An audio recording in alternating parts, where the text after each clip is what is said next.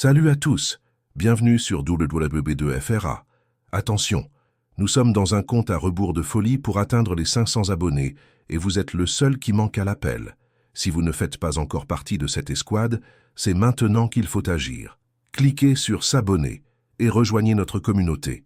Et la question pour notre prochaine plongée dans l'histoire est: quelle bataille, tactique ou secret voulez-vous que l'on dévoile? Laissez votre suggestion dans les commentaires. Ci-dessous, c'est fait. Maintenant, passons au sujet du jour. Comment des mines improvisées dans des maisons gelées ont été décisives pour défendre des quartiers entiers contre les envahisseurs. On y va. Le 23 août 1942, un rugissement de canon assourdissant déchira le silence glacial des steppes russes. Ce n'était pas seulement le bruit de la guerre, c'était la symphonie de la destruction, le prélude d'un événement qui allait redéfinir la brutalité humaine. L'air, auparavant pur et coupant, s'emplissait désormais de l'odeur métallique de la poudre et de la terre retournée, un arôme aigre-doux de mort imminente. Dans les champs arides environnants, la poussière et la fumée se mêlaient au gel, créant une brume épaisse qui dissimulait l'avancée inexorable. Stalingrad, la ville industrielle qui s'étendait sur les rives de la Volga, était sur le point de devenir un autel de sacrifice, un enfer gelé, où l'espoir et le désespoir allaient s'affronter dans une danse macabre. C'était le prélude d'un enfer. Un enfer où l'ambition d'un empire allait se heurter à la résilience d'un peuple. Le général Paulus, à la tête de la 6e armée allemande, avançait avec la confiance inébranlable de celui qui portait le poids de l'invincibilité. Ces chars, des machines de guerre imposantes, tranchèrent le paysage comme des griffes d'acier, tandis que l'infanterie disciplinée et implacable suivait leurs traces, convaincue de la victoire. L'optimisme était palpable, presque arrogant. Stalingrad n'était qu'un obstacle de plus, un prix symbolique à remporter avant que l'hiver russe ne puisse resserrer son étreinte mortelle. Il croyait qu'en quelques semaines, le drapeau nazi flotterait sur les ruines de la ville qui portait le nom du leader soviétique. Dans les premiers jours, la blitzkrieg allemande semblait imparable. La vitesse et la férocité de l'attaque étaient écrasantes. Les colonnes de chars Panzer avançaient sans pitié, balayant la faible résistance initiale, laissant derrière elles un sillage de destruction et de désespoir. Le rugissement des moteurs, le grincement des chenilles, le claquement sec des fusils, tout résonnait comme la marche triomphale d'une armée qui semblait ne pas connaître de limites. La Luftwaffe dominait les cieux, déversant des bombes sur la ville, transformant les immeubles en tas de décombres et balayant les rues de rafales de mitrailleuses. L'air était un chœur constant d'explosions, un son qui devint la bande originale de la mort. Les soldats allemands, avec leurs uniformes gris et leurs visages durcis, sentaient le goût de la victoire. À chaque avancée, à chaque quartier conquis, la conviction que Stalingrad tomberait rapidement se solidifiait. Ils étaient les maîtres de la guerre, et la ville semblait destinée à n'être qu'un bijou de plus sur la couronne du Troisième Reich. Mais, sous la surface de la victoire apparente, la ville commençait à murmurer sa propre résistance. Chaque brique, chaque décombre, chaque habitant devenait un élément dans un piège mortel. Puis la chance tourna, non pas avec un seul coup, mais avec une transition lente, presque imperceptible, du triomphe à la terreur. La ville, autrefois considérée comme une cible facile, commença à révéler sa vraie nature, un labyrinthe de morts. Les rues devinrent des tranchées, les bâtiments, des forteresses improvisées. Le climat, un ennemi silencieux et implacable, commença à resserrer son étau glacial. L'hiver russe, légendaire pour sa brutalité, commença à se manifester, apportant avec lui des températures qui gelaient l'âme et des tempêtes de neige qui aveuglaient la vue. L'avancée rapide de la blitzkrieg se transforma en une lutte maison par maison, étage par étage, cave par cave. Chaque pas était un risque, chaque ombre, une menace. Ce qui devait être une conquête rapide se métamorphosa en un cauchemar urbain. Les machines de guerre allemandes, si efficaces en terrain découvert, devinrent des proies faciles dans les rues étroites et les décombres, où chaque coin pouvait cacher une embuscade, chaque fenêtre un tireur d'élite. Le bruit des chars, autrefois un symbole de puissance, ressemblait désormais à la plainte de bêtes acculées. Les odeurs de poudre et de métal brûlé se mêlaient à l'odeur âcre du sang et à la puanteur de la chair en putréfaction sous les décombres. La confiance initiale fit place à l'épuisement et, progressivement, à la peur. La ville était en train de devenir un cimetière et les envahisseurs, sans le savoir, entraient dans leur propre tombe. Ils étaient sur le point de découvrir comment des mines improvisées, dans des maisons gelées, seraient décisives pour défendre des quartiers entiers, transformant chaque immeuble en une forteresse mortelle et chaque rue en un champ de mines de désespoir. Abonnez-vous maintenant et rejoignez notre légion d'historiens pour revivre le passé, en perçant les secrets des plus grandes batailles de l'histoire. Quel est le véritable prix de l'ambition? Stalingrad n'était plus une ville. C'était une bête blessée, un labyrinthe de béton et d'acier qui refusait de mourir. Chaque immeuble, une forteresse. Chaque cave, un point d'embuscade. Les défenseurs soviétiques, menés par des généraux comme Tchouikov, transformèrent la tactique en art de la survie. La guerre de mouvement si chère à la Blitzkrieg fut remplacée par une guerre de rats, un combat brutal et intime où la distance entre la vie et la mort se mesurait en mètres, voire en centimètres. Il n'y avait pas de front clair, seulement des zones d'extermination.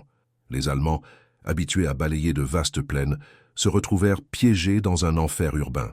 Leurs machines de guerre, les puissants chars Panzer, étaient inutiles dans les rues encombrées de décombres, des proies faciles pour les chasseurs de chars soviétiques, armés de fusils anti-chars et de cocktails Molotov. Le crépitement des mitrailleuses et le bruit sec des fusils se mêlaient aux cris de douleur et aux sifflements aigus des grenades.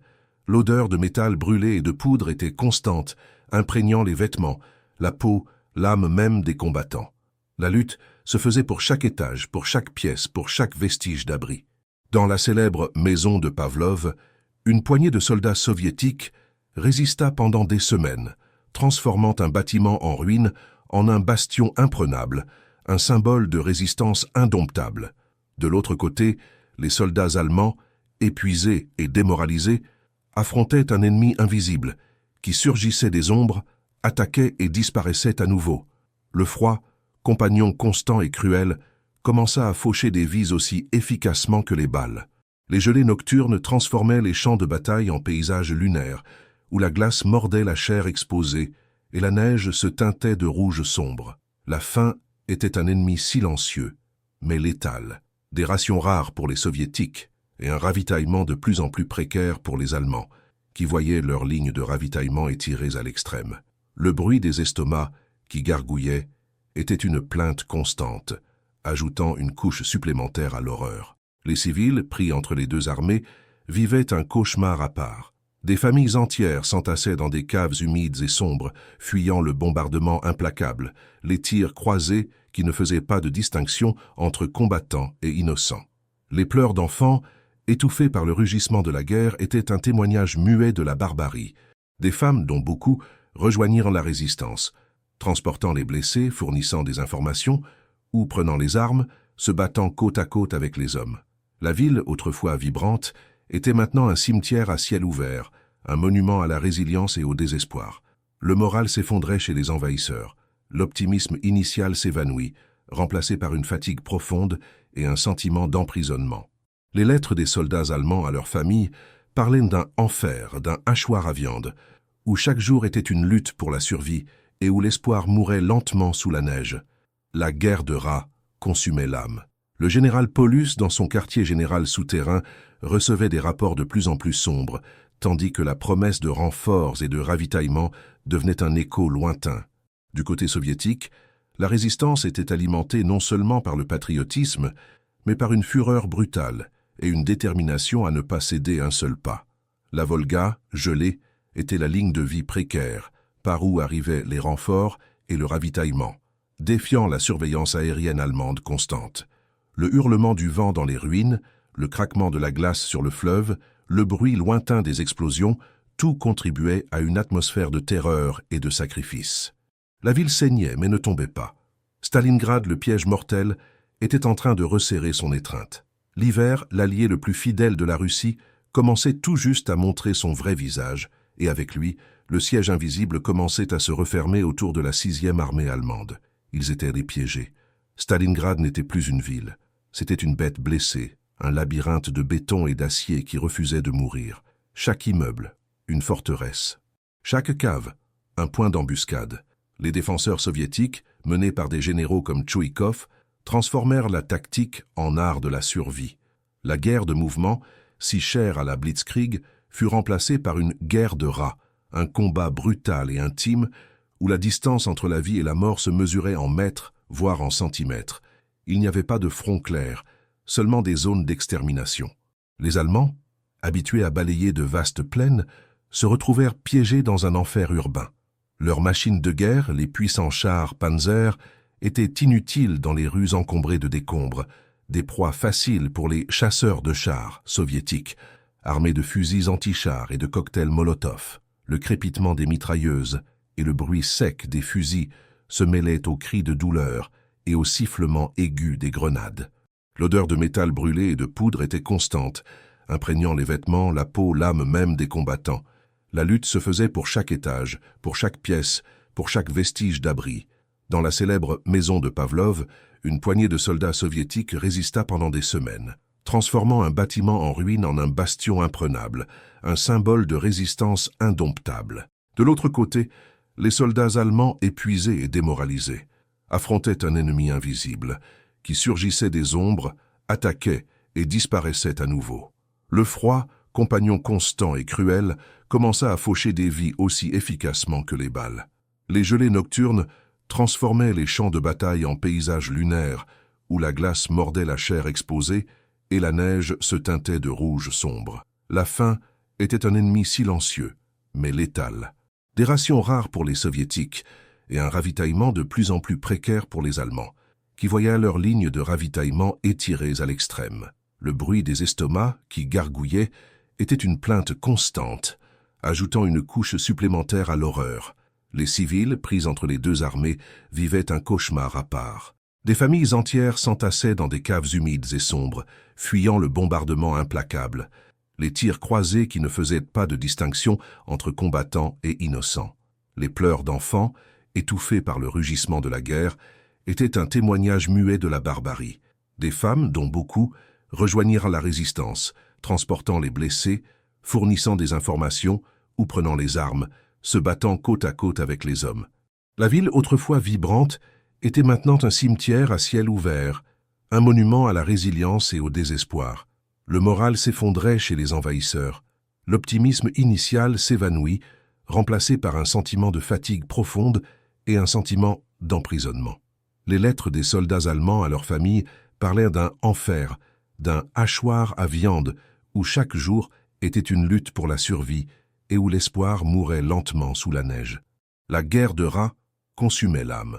Le général Paulus, dans son quartier général souterrain, recevait des rapports de plus en plus sombres, tandis que la promesse de renfort et de ravitaillement devenait un écho lointain. Du côté soviétique, la résistance était alimentée non seulement par le patriotisme, mais par une fureur brutale et une détermination à ne pas céder un seul pas. La Volga, gelée, était la ligne de vie précaire par où arrivaient les renforts et le ravitaillement, défiant la surveillance aérienne allemande constante. Le hurlement du vent dans les ruines, le craquement de la glace sur le fleuve, le bruit lointain des explosions, tout contribuait à une atmosphère de terreur et de sacrifice. La ville saignait, mais ne tombait pas.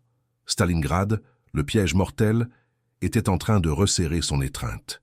L'hiver, l'allié le plus fidèle de la Russie, commençait tout juste à montrer son vrai visage, et avec lui le siège invisible commençait à se refermer autour de la 6e armée allemande. Ils étaient piégés. Stalingrad devint un labyrinthe de mort, où chaque brique gardait un secret et chaque ombre cachait une menace. Les défenseurs soviétiques, avec une ingéniosité désespérée, transformèrent la destruction même de la ville en leur plus grand allié. Les bâtiments en ruine furent convertis en forteresses impénétrables, avec des murs percés pour créer des points de tir stratégiques et des caves reliées par des tunnels improvisés, permettant des mouvements secrets et des attaques surprises. Le paysage urbain, autrefois une carte claire, était désormais un puzzle mortel, où les règles de la guerre conventionnelle n'existaient pas. Les mines improvisées étaient l'épine dorsale de cette défense infernale. Des obus d'artillerie enterrés, des grenades camouflées avec des fils-pièges invisibles, des explosifs artisanaux cachés sous des tas de décombres. Chaque rue, chaque ruelle, chaque entrée d'immeuble se transforma en un champ de mines. Ces pièges invisibles ne faisaient pas que faucher des vies, ils brisaient l'esprit des envahisseurs. Le bruit d'une explosion soudaine, venant de nulle part, était un rappel constant que la mort pouvait surgir à tout moment, de n'importe quel endroit.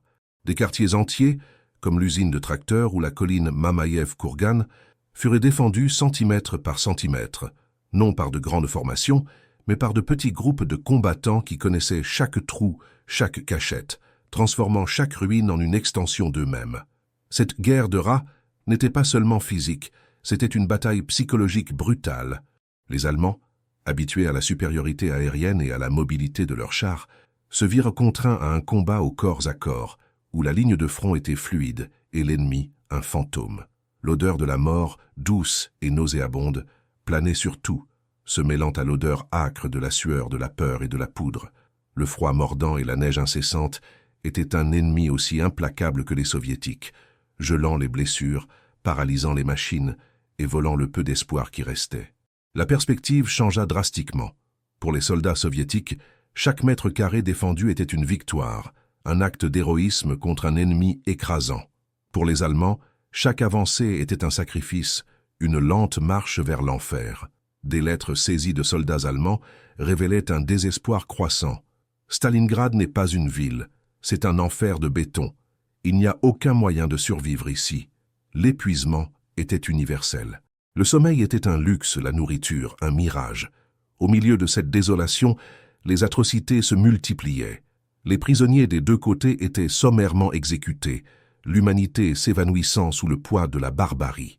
L'hiver, qui promettait d'être un allié, devint le bourreau, et Stalingrad, le tombeau gelé d'une armée qui se croyait invincible. Ce qui était une étreinte mortelle se transforma en une étreinte écrasante. Le 19 novembre 1942, l'impensable se produisit. Alors que la 6e armée allemande s'enlisait dans les ruines de Stalingrad, les soviétiques lancèrent l'opération Uranus, une contre-attaque massive et audacieuse sur les flancs fragiles du front allemand, défendu par des troupes roumaines et italiennes épuisées. Le tonnerre de l'artillerie russe ne venait plus seulement de face, mais des flancs, de derrière. Les pinces soviétiques avancèrent avec une vitesse brutale, ignorant la neige profonde et le froid à fendre les os. En seulement 4 jours, les deux forces se rencontrèrent à Kalach-sur-le-Don, refermant l'encerclement. La 6e armée, forte de plus de 250 000 hommes, était irrémédiablement piégée.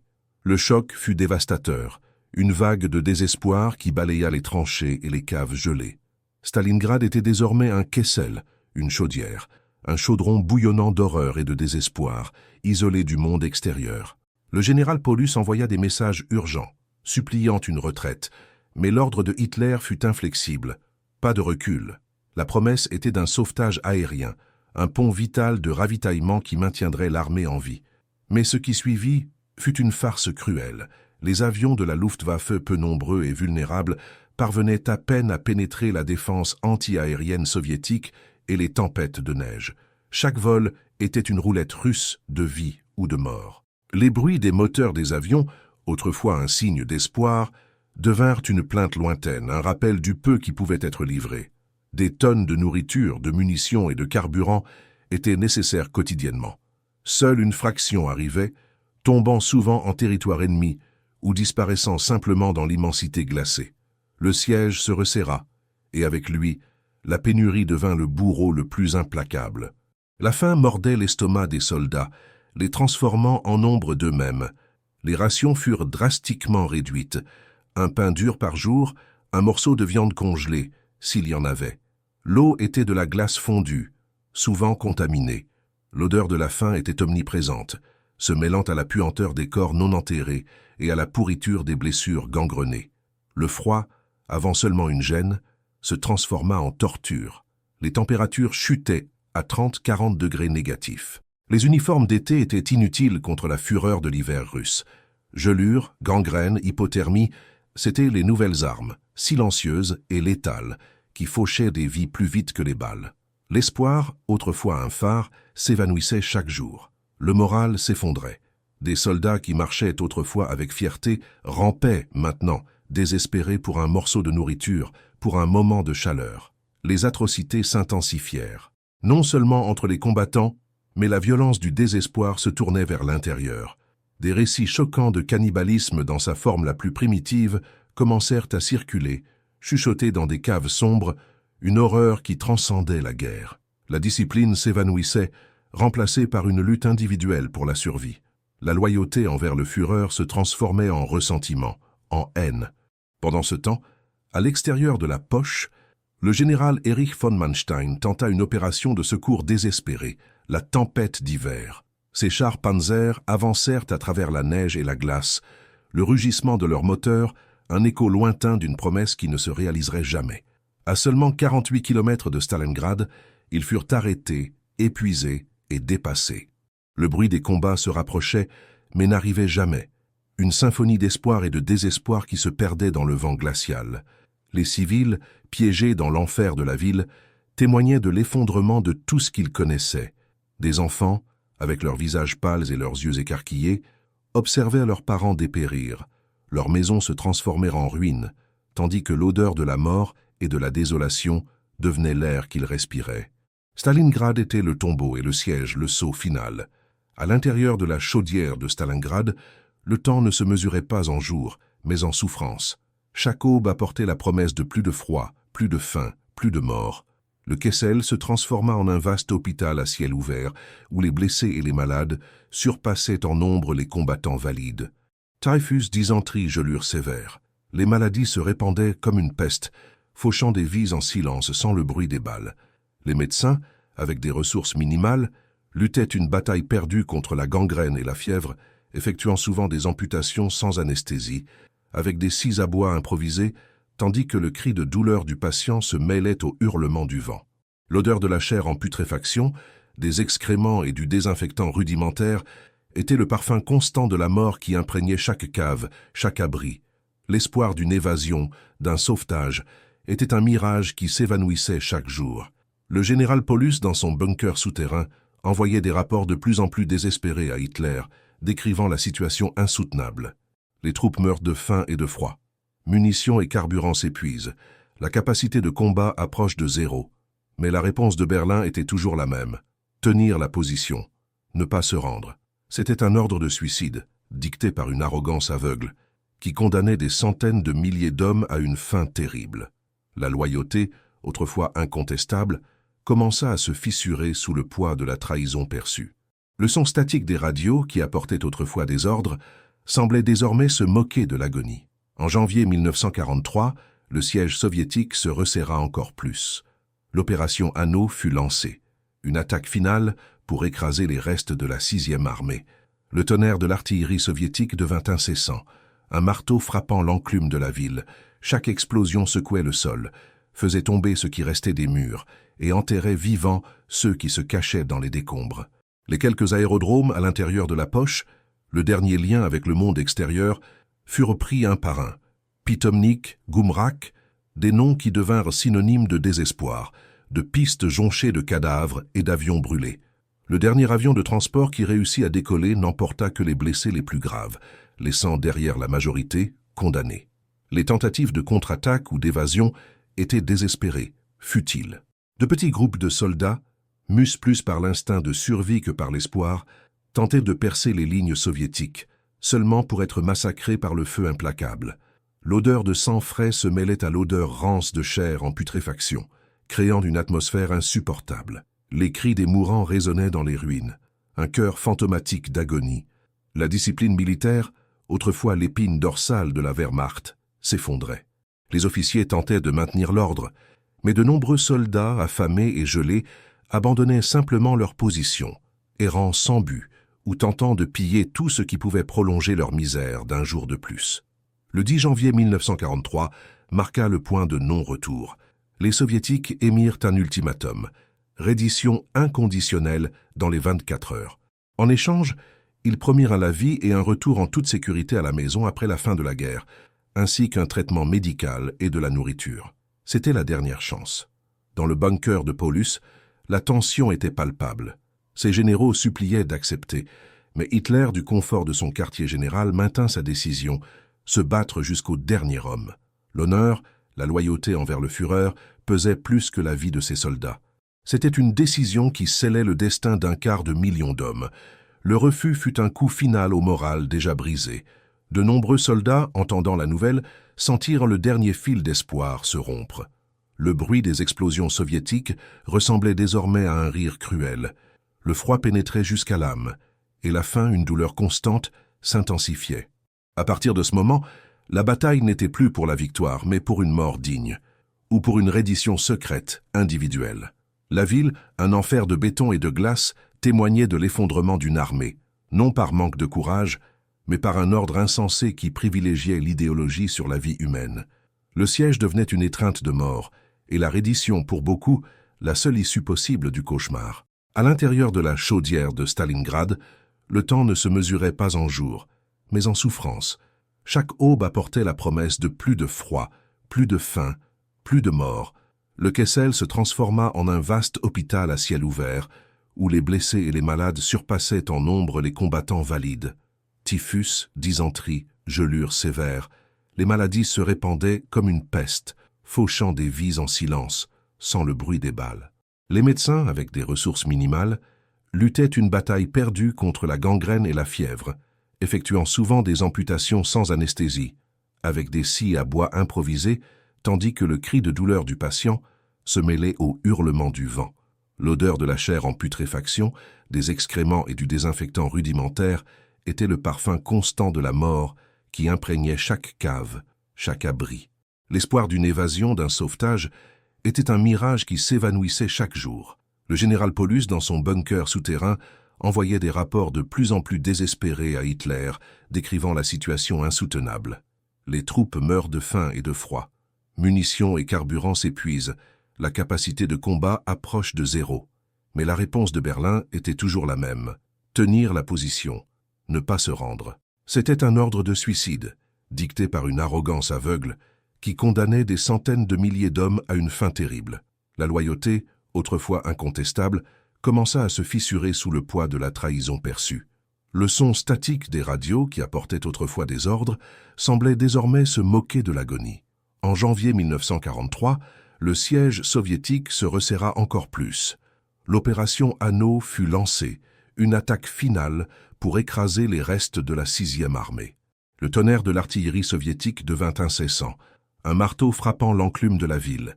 Chaque explosion secouait le sol, faisait tomber ce qui restait des murs et enterrait vivants ceux qui se cachaient dans les décombres. Les quelques aérodromes à l'intérieur de la poche, le dernier lien avec le monde extérieur, furent pris un par un. Pitomnik, Goumrak, des noms qui devinrent synonymes de désespoir, de pistes jonchées de cadavres et d'avions brûlés. Le dernier avion de transport qui réussit à décoller n'emporta que les blessés les plus graves, laissant derrière la majorité condamnés. Les tentatives de contre-attaque ou d'évasion étaient désespérées, futiles. De petits groupes de soldats, mus plus par l'instinct de survie que par l'espoir, tentaient de percer les lignes soviétiques seulement pour être massacrés par le feu implacable. L'odeur de sang frais se mêlait à l'odeur rance de chair en putréfaction, créant une atmosphère insupportable. Les cris des mourants résonnaient dans les ruines, un chœur fantomatique d'agonie. La discipline militaire, autrefois l'épine dorsale de la Wehrmacht, s'effondrait.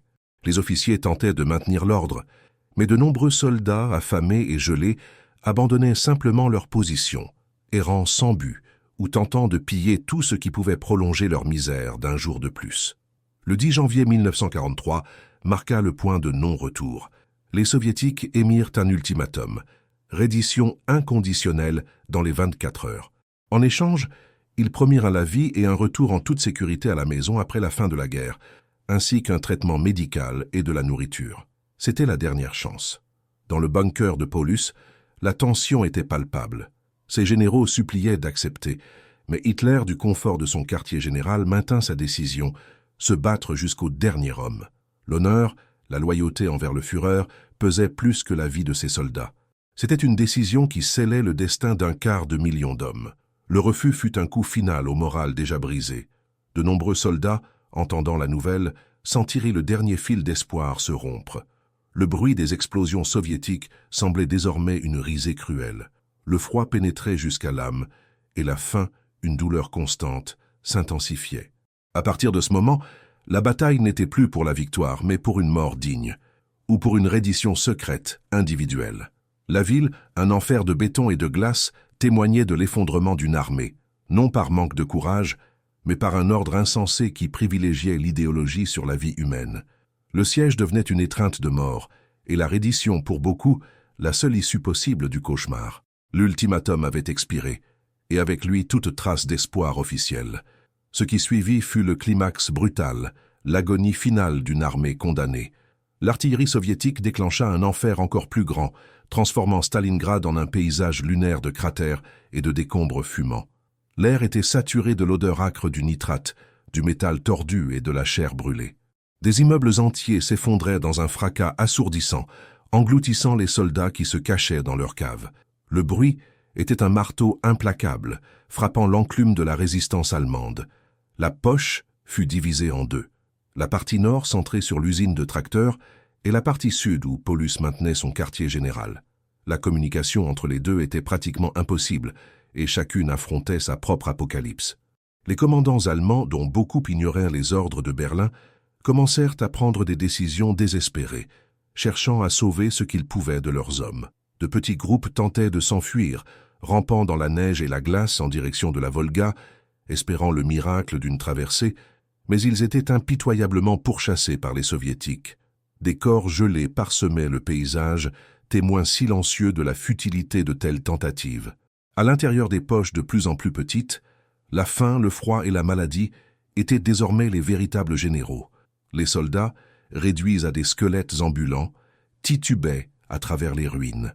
Beaucoup tombaient simplement dans la neige et attendèrent la mort, l'épuisement surpassant la peur, le bruit de la toux incessante, des gémissements bas, des prières murmurées dans différentes langues, remplissaient les abris improvisés. La dignité humaine s'évanouissait, remplacée par la sauvagerie de la survie. Des récits choquants de soldats mangeant leur propre chair, ou des morceaux de cuir de bottes, ou même les quelques chevaux qui résistaient encore, devinrent courants. Le 30 janvier, jour du 10e anniversaire de l'accession de Hitler au pouvoir, un message arriva au bunker de Paulus. Il avait été promu maréchal. C'était un message cruel, un geste vide de honneur qui portait une instruction implicite. Aucun maréchal allemand ne s'était jamais rendu. Hitler s'attendait à ce que Paulus se suicide, devenant un martyr. Mais Paulus, un homme qui avait été témoin de la désintégration de son armée et de la folie d'une guerre sans fin, ne le fit pas. Il refusa de donner à Hitler la satisfaction d'une mort théâtrale. Sa décision, prise au milieu du chaos et de la destruction, fut un acte final de résistance personnelle contre la mégalomanie de son Führer. Le lendemain, le 31 janvier 1943, le général Paulus, dans son quartier général souterrain sous le grand magasin Univermag, envoya son dernier message radio, informant Berlin que la reddition était inévitable. Peu après, les troupes soviétiques franchirent les dernières défenses et capturèrent le bunker. Paulus, ainsi que son état-major, fut fait prisonnier. Il n'y eut pas de reddition formelle de toute la 6e armée en une seule fois. Ce fut un processus graduel, fragmenté, de désespoir individuel et collectif. Des milliers de soldats, affamés, gelés et sans munitions, émergèrent des décombres, levant les mains, jetant leurs armes rouillées. Le bruit de la reddition ne fut pas un rugissement, mais une plainte, un silence pesant qui tomba sur les ruines, ponctué seulement par le hurlement du vent et les sanglots d'hommes brisés. La vie avait vaincu l'ordre de mort. La reddition de Paulus ne fut pas la fin des combats, mais un jalon symbolique, une reconnaissance que l'enfer de Stalingrad avait finalement englouti l'une des armées les plus puissantes de l'histoire. Le coût humain était incalculable, des centaines de milliers de morts, de blessés, et maintenant des prisonniers de guerre qui allaient affronter un destin aussi incertain que la bataille elle-même. La reddition n'apporta pas la fin de la souffrance, mais le début d'un nouvel enfer pour les survivants. Sur les plus de 250 000 hommes de la 6e armée allemande qui entrèrent dans l'encerclement, environ 91 000 furent faits prisonniers. Mais le voyage vers la liberté était loin de commencer. Le destin les attendait dans l'immensité glacée de l'Union soviétique. La marche forcée vers les camps de prisonniers était une extension de la bataille elle-même, une épreuve d'endurance que peu allaient réussir à surmonter. Les soldats, déjà au bord de l'épuisement physique et mental, furent soumis à des conditions brutales. La faim et le froid qui les avaient torturés dans la poche continuèrent d'être leurs bourreaux. Beaucoup tombaient nés morts au bord de la route, leur corps rapidement englouti par la neige, sans un dernier adieu, sans une sépulture digne. L'odeur de la mort les suivait, mêlée à la puanteur de la maladie et du désespoir. Typhus, dysenterie, scorbut, Les fléaux se propageaient dans les convois de prisonniers, fauchant des vies en masse. Les conditions sanitaires étaient inexistantes, la nourriture, rare et de très mauvaise qualité. Chaque jour, le nombre d'hommes diminuait. Les regards vides des prisonniers reflétaient non seulement la douleur physique, mais le profond traumatisme psychologique d'avoir survécu à un enfer pour entrer dans un autre. Ils étaient des fantômes, des ombres d'hommes qui avaient autrefois marché avec l'arrogance de la victoire. La promesse soviétique de traitement et de retour en toute sécurité s'avérait souvent être un mirage ou un espoir trop lointain pour beaucoup. Sur les 91 000 prisonniers capturés à Stalingrad, moins de 6 000 rentreraient chez eux. Beaucoup d'entre eux plus d'une décennie plus tard, au milieu des années 1950. La majorité succomba aux maladies, à la famine, au travail forcé et au climat soviétique rigoureux. Leurs histoires, quand elles étaient racontées, étaient murmurées, chargées d'un silence pesant et de la culpabilité des survivants. Stalingrad devint une cicatrice indélébile dans l'âme d'une génération. Non seulement pour les Allemands, mais pour tous ceux qui étaient impliqués. La leçon était claire, l'arrogance militaire, le mépris de la vie humaine et la croyance en l'invincibilité pouvaient mener à l'annihilation la plus complète et la plus dévastatrice. La bataille de Stalingrad fut le tombeau d'un empire et la naissance d'une nouvelle réalité. Tandis que la Wehrmacht léchait ses plaies, le monde regardait, stupéfait. La chute de la 6e armée fut plus qu'une défaite militaire. Ce fut un coup psychologique et symbolique de proportions épiques. La propagande nazie, autrefois si puissante, fut réduite au silence par la vérité brutale. Le mythe de l'invincibilité allemande fut brisé dans les ruines gelées de la Volga. L'initiative stratégique sur le front de l'Est passa irrévocablement aux mains des Soviétiques. Stalingrad ne fut pas seulement une bataille, ce fut le point de bascule. Le moment où la marée de la Seconde Guerre mondiale commença à tourner, lentement, mais avec une force indéniable. L'axe ne retrouverait jamais son élan, et la marche inexorable vers Berlin avait commencé. La ville de Stalingrad, désormais un vaste cimetière de béton et d'acier, était le témoignage silencieux de la barbarie. Chaque brique, chaque morceau de métal tordu, racontait une histoire d'horreur et de résilience. L'odeur de la mort et de la destruction planait dans l'air, mais, sous les cendres, pulsait l'esprit indomptable de son peuple. Les civils qui survécurent, beaucoup d'entre eux s'étant cachés dans des caves et des tunnels pendant des mois, émergèrent dans un paysage apocalyptique. Leurs maisons, leur vie, tout avait été réduit en poussière. Mais la volonté de reconstruire, d'honorer les morts et d'affirmer la vie était palpable. Stalingrad allait devenir non seulement un mémorial à la guerre, mais un symbole de la capacité humaine à renaître de ses cendres, à trouver l'espoir dans le désespoir le plus profond. La reconstruction de la ville fut un effort monumental, un acte de défi contre la destruction. Femmes, enfants, personnes âgées, tous contribuèrent à relever les ruines, brique par brique. La mémoire de ceux qui défendirent la ville au péril de leur vie devint le fondement de l'avenir. Les usines, autrefois centres de production de guerre, seraient reconstruites, les quartiers redessinés. Mais les cicatrices, visibles et invisibles, resteraient. L'impact psychologique sur les familles soviétiques, qui perdirent des enfants, des pères et des maris, fut immense. La douleur de la perte, la mémoire de la terreur, seraient transmises sur des générations. Stalingrad s'est gravé dans la psyché russe comme un rappel éternel du prix de la liberté et de la brutalité de la guerre. La reconstruction physique de Stalingrad, rebaptisée Volgograd en 1961, fut un triomphe de la volonté, un monument de pierre et de béton érigé sur les cendres. Mais les blessures les plus profondes, celles gravées dans l'âme des survivants, ne pouvaient pas être comblées avec de nouvelles briques ou de l'asphalte frais. La mémoire de l'hiver 1942-1943, de l'odeur de fumée et de mort, du hurlement incessant des balles et du silence assourdissant des corps gelés demeurerait. Pour ceux qui ont combattu et pour ceux qui ont vécu sous le siège, Stalingrad n'était pas seulement une ville, c'était un état d'esprit, une expérience qui redéfinit l'existence, un cauchemar qui refusait de disparaître même sous le soleil de la paix. Les vétérans, hommes et femmes qui ont été témoins de l'horreur indescriptible, portaient souvent leur fardeau en silence. Les nuits étaient peuplées de fantômes, les jours d'échos d'explosions. Le simple fait de manger du pain, de se réchauffer près d'un feu ou de voir la neige tomber pouvait évoquer des souvenirs vifs de la faim atroce du froid coupant, de la camaraderie forgée au bord de l'abîme. Le traumatisme de Stalingrad n'était pas un événement isolé, mais une toile complexe de pertes, de peurs et de sacrifices qui s'étendait sur des générations. Enfants et petits-enfants grandiraient en entendant des histoires murmurées ou en percevant le poids dans les yeux de leurs parents, le silence dans les moments de célébration, la fragilité de la vie. Stalingrad a transcendé la condition de simple bataille pour devenir un symbole mondial. Pour l'Union soviétique, ce fut l'apogée de sa résistance, la preuve que l'esprit soviétique, l'esprit russe, était incassable. Le sacrifice de Stalingrad fut immortalisé dans des chansons, des poèmes, des films et des monuments colossaux comme le Mamaïev Kurgan où l'imposante statue « La mère patrie vous appelle » se dresse, rappelant à tous le prix de la victoire. Chaque centimètre de cette terre sacrée racontait une histoire d'héroïsme et d'agonie, d'une lutte pour la survie qui fut menée non seulement pour le territoire, mais pour l'âme même d'une nation.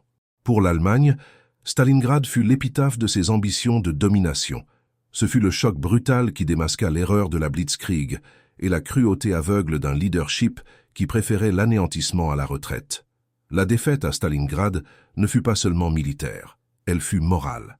Elle exposa la fragilité d'une idéologie basée sur la supériorité raciale et la conquête impitoyable. L'image des prisonniers allemands, affamés et vaincus, marchant à travers les rues détruites, entrait la conscience allemande pendant des décennies, un rappel vivant de la catastrophe que la guerre totale pouvait infliger. L'enfer gelé de la Volga devint un nom murmuré, un tabou, un sombre avertissement. Les leçons de Stalingrad résonnent encore aujourd'hui, un écho sombre dans notre monde. Elle nous a enseigné la futilité de la guerre lorsque l'ambition dépasse la raison, la capacité humaine à supporter l'insupportable et le coût incalculable de la violence. Stalingrad fut un microcosme de la Seconde Guerre mondiale, condensant dans ses mois d'agonie toutes ses dimensions. L'héroïsme et la barbarie, la stratégie et le chaos, l'espoir et le désespoir. Ce ne fut pas seulement une bataille de chars et de fusils, mais une bataille de volonté, d'idéologie, de l'humanité contre sa propre ombre. La résilience des habitants de Stalingrad, le courage des soldats soviétiques et même la ténacité des Allemands dans des conditions inhumaines sont des témoignages de la complexité de l'esprit humain en temps de guerre. Mais le message principal, le plus poignant, est que la guerre est toujours une défaite pour l'humanité. Que chaque victoire est entachée de sang, chaque avancée pavée de corps. Stalingrad demeure à travers les livres, les films, les mémoriaux, comme un phare d'avertissement, une voix du passé qui clame la paix, la compréhension et une reconnaissance profonde de la valeur de chaque vie. Les leçons de Stalingrad résonnent encore aujourd'hui, un écho sombre dans notre monde. Elle nous a enseigné la futilité de la guerre lorsque l'ambition dépasse la raison, la capacité humaine à supporter l'insupportable et le coût incalculable de la violence. Stalingrad fut un microcosme de la Seconde Guerre mondiale, condensant dans ses mois d'agonie toutes ses dimensions. L'héroïsme et la barbarie, la stratégie et le chaos, l'espoir et le désespoir. Ce ne fut pas seulement une bataille de chars et de fusils, mais une bataille de volonté, d'idéologie, de l'humanité contre sa propre ombre. La résilience des habitants de Stalingrad, le courage des soldats soviétiques et même la ténacité des Allemands dans des conditions inhumaines sont des témoignages de la complexité de l'esprit humain en temps de guerre. Mais le message principal, le plus poignant, est que la guerre est toujours une défaite pour l'humanité. Que chaque victoire est entachée de sang, chaque avancée pavée de corps. Stalingrad demeure à travers les livres, les films, les mémoriaux, comme un phare d'avertissement, une voix du passé qui clame la paix, la compréhension et une reconnaissance profonde de la valeur de chaque vie. La mère patrie vous appelle n'est pas seulement une statue, c'est un cri silencieux, une plainte éternelle gravée dans la pierre, érigée sur la colline où tant sont tombés. Elle personnifie la douleur et la fureur, la détermination et le sacrifice d'une nation. Chaque fissure dans le béton, chaque trait sur la face monumentale raconte l'histoire d'innombrables vies perdues, de familles brisées, d'un futur volé. C'est un mémorial qui respire, qui palpite de la mémoire de cet hiver glacial, de l'odeur de la poudre et du silence des morts. C'est un rappel vivant que l'histoire est faite de chair et d'os, de rêves et de cauchemars, pas seulement de dates et de chiffres. La mémoire de Stalingrad est maintenue vivante, non seulement dans des monuments grandioses, mais dans les histoires chuchotées par les grands-parents, dans les livres d'histoire qui tentent de percer la complexité de cet enfer, et dans les cicatrices qui marquent encore le paysage et l'âme. Ce sont les lettres trouvées dans les poches des uniformes gelés, les photographies jaunies de jeunes hommes qui ne sont jamais revenus, les journaux de civils qui ont enregistré la faim et la peur. Chacun de ces fragments est une pièce de la mosaïque de la tragédie, un témoignage personnel du coût humain de l'idéologie et de la guerre totale. Ils nous forcent à regarder en arrière, non avec nostalgie, mais avec la sobriété de celui qui comprend que le passé est un miroir pour le présent. Le legs de Stalingrad est multifacette, complexe et parfois contradictoire. C'est un récit d'héroïsme incontestable et de brutalité indicible, de sacrifice altruiste et de désespoir égoïste, de tactique militaire géniale et d'erreurs catastrophiques. Mais, par-dessus tout, c'est une histoire sur la résilience inébranlable de l'esprit humain, la capacité de supporter le froid extrême, la faim atroce, le bombardement incessant et de trouver encore la force de se battre, de résister, de survivre. Cette résilience, forgée dans la chaleur de la bataille et le froid de l'hiver, est un témoignage de l'entêtement de la vie face à la mort. Pour les générations d'après-guerre, Stalingrad est devenu un point de référence, un baromètre moral. Elle remet en question la rhétorique facile de la gloire militaire et expose la réalité nue et cruelle du conflit. Dans les couloirs de la politique internationale, l'ombre de Stalingrad et d'autres batailles tout aussi dévastatrices plane comme un avertissement. Le danger de sous-estimer un ennemi, de surestimer sa propre force, d'ignorer les conséquences humaines des décisions prises dans des bureaux lointains. L'odeur de la poudre et le cri des mourants, bien que lointains dans le temps, résonnent encore, nous rappelant que le prix de la paix est une vigilance constante et une mémoire inébranlable.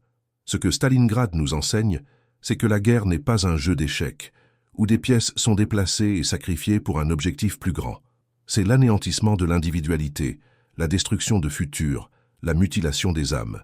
À chaque nouvelle génération, l'histoire de Stalingrad doit être racontée à nouveau, non pour glorifier la violence, mais pour la comprendre, pour démanteler ses mécanismes et pour honorer ceux qui en ont été les victimes.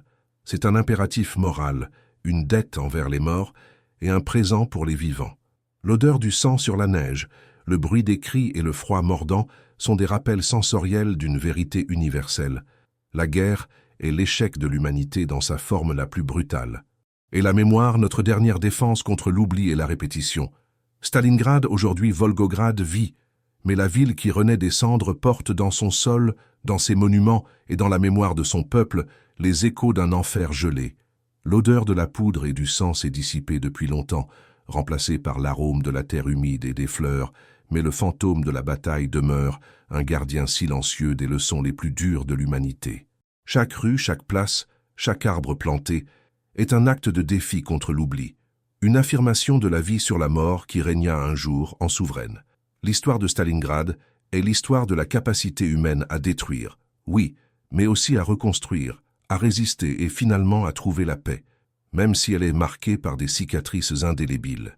Nous ne pouvons pas nous permettre d'oublier. Oublier Stalingrad, c'est ignorer les cris des affamés, le désespoir des assiégés, le courage des défenseurs et l'arrogance des envahisseurs. C'est effacer la mémoire de millions de vies affectées par une guerre qui a refusé d'être contenue. La bataille de la Volga ne fut pas seulement un affrontement militaire, ce fut un choc d'idéologie, une preuve de résistance, un miroir implacable de la nature humaine dans ce qu'elle a de pire et paradoxalement de meilleur. Elle nous rappelle que la paix n'est pas un état naturel, mais une conquête quotidienne, un effort continu pour comprendre, pour pardonner et pour éviter les abîmes de l'intolérance et de la violence qui ont failli consumer le monde. Stalingrad est plus qu'une bataille, c'est un symbole de la brutalité de la guerre, du courage indomptable et de la résilience humaine. Chaque ruine, même si elle est maintenant invisible sous l'asphalte, est un cri contre la guerre, chaque goutte de sang sur la neige, un rappel éternel de ce que l'homme est capable de supporter et de combattre. Elle nous enseigne que la victoire, aussi glorieuse qu'elle puisse paraître, vient toujours avec un prix terrible, mesuré en vie perdue, en traumatisme qui perdure, en un héritage de douleur qui traverse les générations. Que l'histoire de Stalingrad soit un phare, éclairant les dangers de la tyrannie et la nécessité pressante de la paix. N'oublions jamais le rugissement des canons, le hurlement du vent, l'odeur de la mort et le silence des corps gelés. Que la mémoire de ceux qui sont tombés à Stalingrad nous inspire à construire un avenir où de telles horreurs ne se répéteront jamais.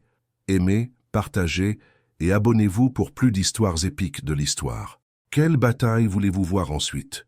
Laissez votre commentaire et rejoignez notre voyage dans le passé.